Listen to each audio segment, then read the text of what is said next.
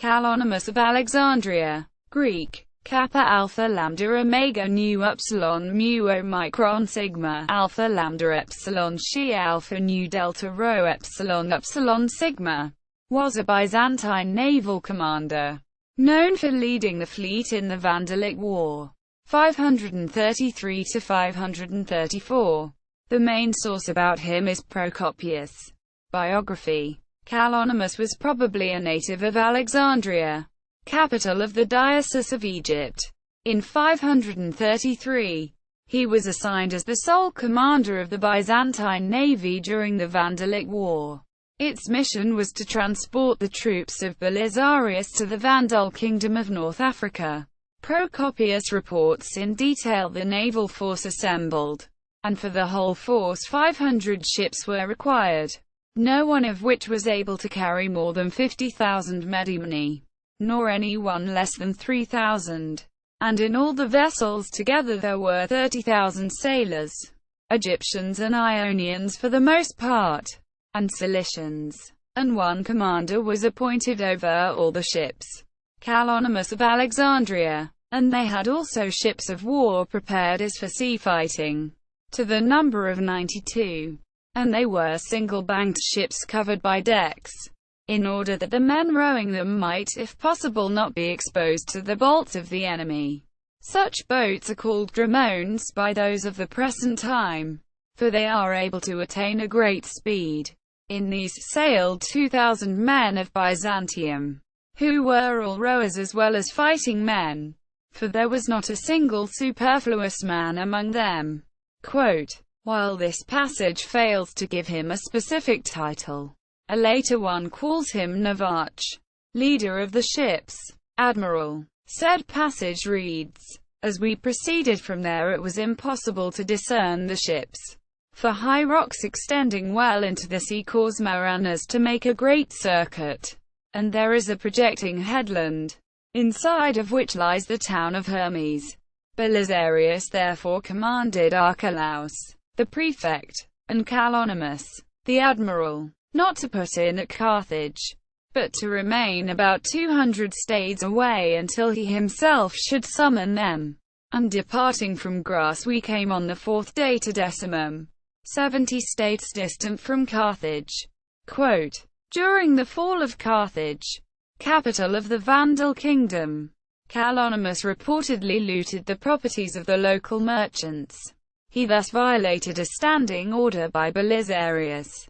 Procopius narrates, Belisarius prevented the entrance of soldiers, in order to guard against any ambuscade being set for his men by the enemy, and also to prevent the soldiers from having freedom to turn to plundering, as they might under the concealment of night.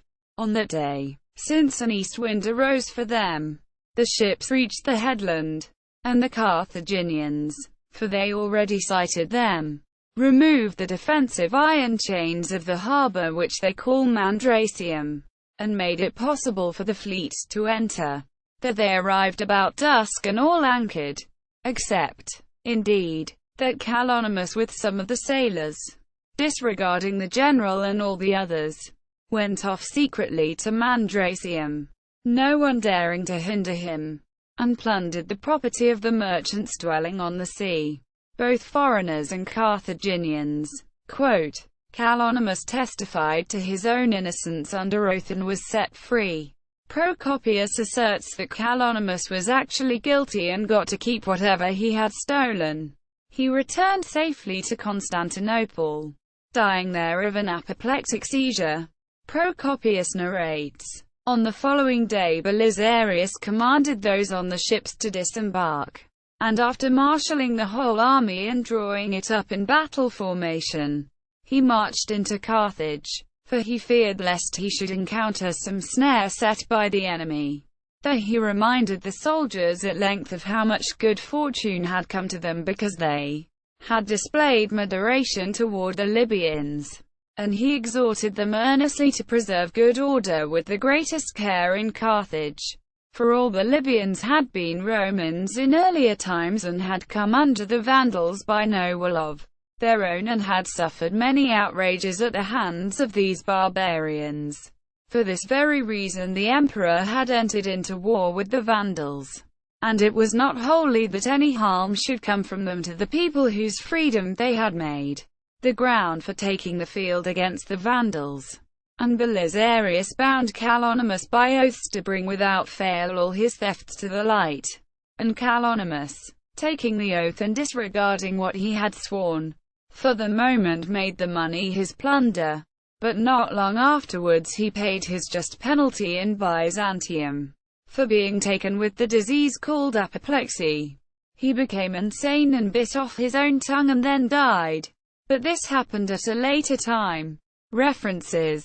Sources: Martindale, John R. Jones, A. H. M. Morris, John. 1992. The Prosopography of the Later Roman Empire, Volume 3.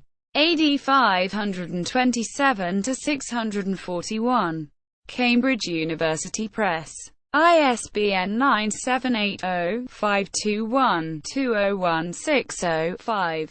Procopius of Caesarea. Dewing, Henry Bronson. 1914. History of the Wars.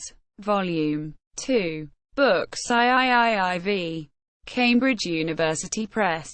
ISBN 0-674-99054-4.